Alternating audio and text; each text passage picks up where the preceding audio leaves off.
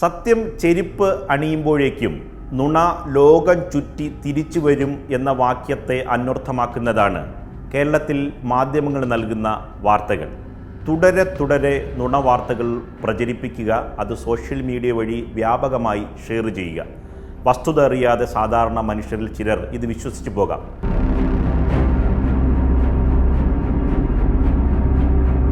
വയനാട് ദുരന്തത്തിൽ സർക്കാരിൻ്റെ ഭീമൻ ചിലവ് എന്നതാണ് ചില മാധ്യമങ്ങൾ നൽകിയ വാർത്ത.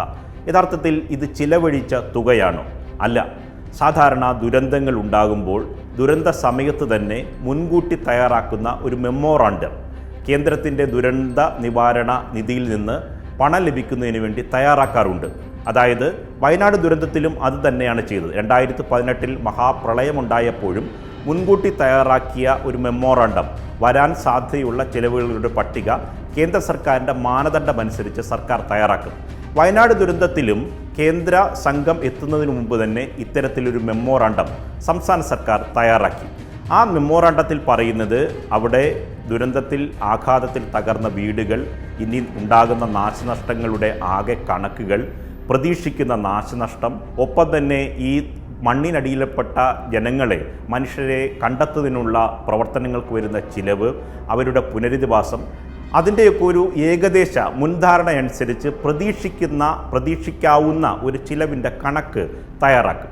ഈ മെമ്മോറാണ്ടം കോടതിയിൽ സർക്കാർ സമർപ്പിച്ചിരുന്നു. ഈ മെമ്മോറാണ്ടം എടുത്ത ശേഷമാണ് കേരളത്തിലെ മാധ്യമങ്ങൾ സർക്കാർ വയനാട്ടിൽ ചിലവഴിച്ച ഭീമൻ തുക എന്ന നിലയിൽ വാർത്ത നൽകിയത്. ഈ വാർത്ത നൽകിയ മാധ്യമങ്ങൾക്കാർക്കും ഇത് കേന്ദ്രത്തിന് സമർപ്പിച്ച മെമ്മോറാണ്ടം എന്ന കാര്യം അറിയാഞ്ഞിട്ടല്ല.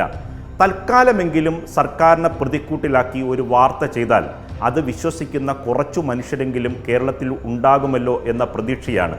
രണ്ടാമത് ഇതേ മാധ്യമങ്ങൾ തന്നെ ഇത് സർക്കാർ ചെലവഴിച്ച കണക്കല്ല, ഇത് മെമ്മോറാണ്ടം ആണ് എന്ന് വാർത്ത പറഞ്ഞ് തെറ്റ് പറഞ്ഞ് തിരുത്തിയേക്കാം. പക്ഷേ തിരുത്തുമ്പോഴേക്കും ഞാൻ നേരത്തെ സൂചിപ്പിച്ചതുപോലെ സത്യം ചെരിപ്പണിയുമ്പോഴേക്കും നുണ പല ലോകം ചുറ്റി തിരിച്ചു വന്നിരിക്കും.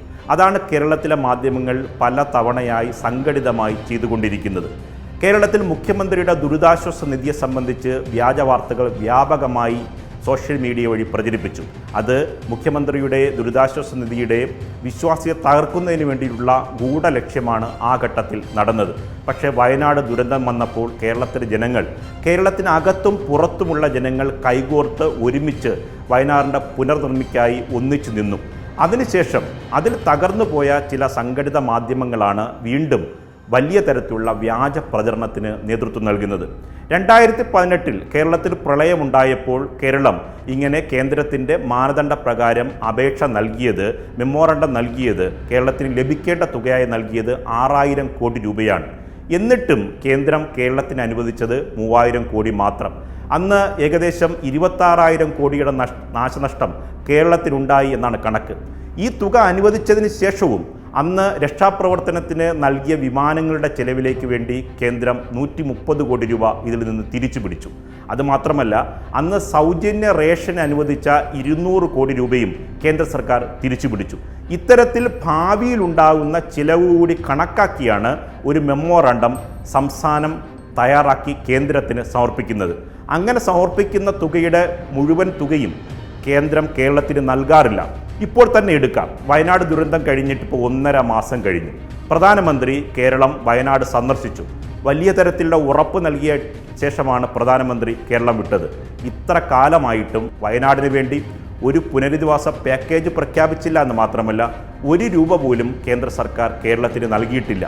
ഇതൊന്നും ചോദിക്കാത്ത മാധ്യമങ്ങൾ, പ്രത്യേകിച്ച് കേരളത്തിൽ 2 കേന്ദ്രമന്ത്രിമാരുണ്ട്, അവരോട് മുഖത്തു നോക്കി കേരളത്തിന് ലഭിക്കേണ്ട ആനുകൂല്യങ്ങൾ എന്തുകൊണ്ട് കേന്ദ്ര സർക്കാർ തരുന്നില്ല എന്ന ചോദ്യമല്ല ഈ മാധ്യമങ്ങൾ ചോദിക്കുന്നത്. മറിച്ച് ജനങ്ങളിൽ ആശയക്കുഴപ്പമുണ്ടാക്കുന്ന ഇത്തരത്തിലുള്ള വ്യാജ വാർത്തകളാണ് മാധ്യമങ്ങൾ സംഘടിതമായി പ്രചരിപ്പിക്കുന്നത്. ഇത് വിശ്വസിക്കുന്ന ചെറിയ ഒരു പക്ഷം ജനങ്ങളെങ്കിലും, ന്യൂനപക്ഷം ജനങ്ങളെങ്കിലും കേരളത്തിലുണ്ടാകും. ഒരു ചെറിയ കാലത്തേക്കെങ്കിലും ഒരു വിഭാഗം ജനങ്ങളെ ഇങ്ങനെ വ്യാജ വാർത്ത കൊണ്ട് പറ്റിക്കാം എന്നായിരിക്കും ഈ മാധ്യമങ്ങൾ കരുതുന്നത്. പക്ഷേ എത്ര കാലം ഇങ്ങനെ വ്യാജ വാർത്ത നൽകിയാലും സത്യം മറനീക്കി പുറത്ത് വരിക തന്നെ ചെയ്യും.